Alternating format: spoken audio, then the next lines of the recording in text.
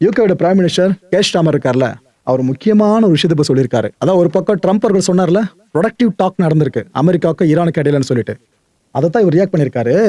ஏங்க, இந்த போரை நிறுத்துறதுக்கு யார் ப்ரொடக்டிவ் டாக்கை மேற்கொண்டாலும் நாங்கள் மனப்பூர்வமாக வரவேற்போம். எங்களுக்கு தேவை இந்த கான்ஃப்ளிக்ட் முடியணும், ஹார்மோஸ் ரீஓப்பன் பண்ணப்படணும், அவ்வளோதான் அப்படின்னு சொல்லிட்டு இதுக்கப்புறம் ஒரு மேட்டர் சொல்கிறாரு. ஏதோ ஈரானோட மிசைல்ஸ்லாம் யூகே வரைக்கும் வந்து அடிக்கும் அது இதுன்னு இஸ்ரேல் முதல்ல சொல்லிச்சுல, நாங்கள் இது வரைக்கும் அசஸ் பண்ணி பார்த்ததில்ல, அது போல த்ரெட் எதுவும் இல்லைங்க எங்களுக்கு அப்படின்னு சொல்லிட்டாரு.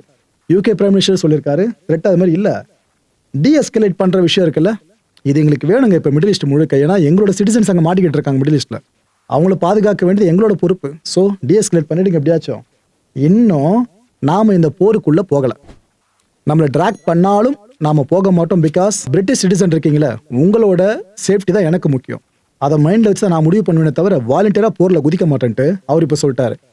எனக்கு தெரிஞ்சு டொனால்ட் ட்ரம்ப் அவர்கள் யூகே யுஎஸ்ஏ உறவு இருக்குல்ல, அதையே அசைச்சு பார்க்குறாரோன்னு தோணுது. அமெரிக்காவை ஆள்றதுக்கு எந்த அதிபர் வந்தாலும் சரி, அவங்களோட ப்ரியாரிட்டி ஃப்ரெண்ட்லி லிஸ்ட்டில் யூகே இருக்கும். ஆனால் ட்ரம்ப் அதிபர் பதவி விட்டு போகிறதுக்குள்ள யூகேவை கையை விட்டு போய் வச்சுறாரு போல இருக்குங்க. அப்படிதான் நடந்துகிட்டு இருக்கு. யூஎஸ் எம்பசி இருக்குல்ல மஸ்கட்டில், ஒமான் கேபிட்டல், அங்கே ஒரு அறிவிப்பை வெளியிட்டாங்க. ஏன்பா இது வரைக்கும் அங்கே சிட்டிசன்ஸ் சார்ந்து இந்த ஸ்டே இன் பிளேஸ் அப்படின்ற ஆர்டர் இஷ்யூ பண்ணியிருந்தோம்ல, அடிக்கடி அட்டாக் நடக்கும், மக்கள் இந்த ஷெல்டர் சார்ந்து ஃபுல்லாக இருக்கிற இடத்துல இருங்க அப்படின்ட்டு, அதை நாங்கள் லிஃப்ட் பண்ணுறோன்னு சொல்லிட்டாங்க. என்ன ப்ரோ நல்ல அறிவிப்பாக இருக்குன்னு கேட்டிங்கன்னா, ஒமான் முழுக்க கிடையாது, அதை மைண்டில் வச்சுக்கோங்க. ஒமானோட மற்ற பார்ட்ஸ் இருக்குல்ல, அங்கெல்லாம் அந்த ஒரு ஸ்டே இன் பிளேஸ்ன்னு லிஃப்ட் பண்ணப்படலங்க. அதை பற்றி அவங்களே சொல்கிறாங்க, நீங்கள் இருக்கிற வீடுகள், ஹோட்டல்ஸ், அப்புறம் இந்த அனதர் ஸ்ட்ரக்சர்ஸ் இருக்குல்ல, இங்கெல்லாம் இருக்கிற மக்கள் அங்கேயே இருங்க, அதான் உங்களுக்கு நல்லது.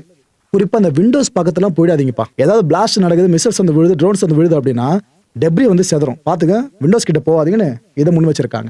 ஸோ வித்தியாசம் புரிஞ்சுங்க மக்களே. யூஎஸ் எம்பசி சார்ந்து மட்டும்தான் அவங்க இந்த ஸ்டே இன் பிளேஸை லிஃப்ட் பண்ணியிருக்காங்க. ஒமானோட மற்ற பகுதியில் லிஃப்ட் பண்ணல. இந்த வித்தியாசத்தை புரிஞ்சுக்கிட்டு அங்கே கொஞ்சம் சேஃபாக இருங்க. சைரன் சவுண்டு பஹ்ரைனில் இன்னும் எதிரொலிச்சுக்கிட்டு இருக்கு.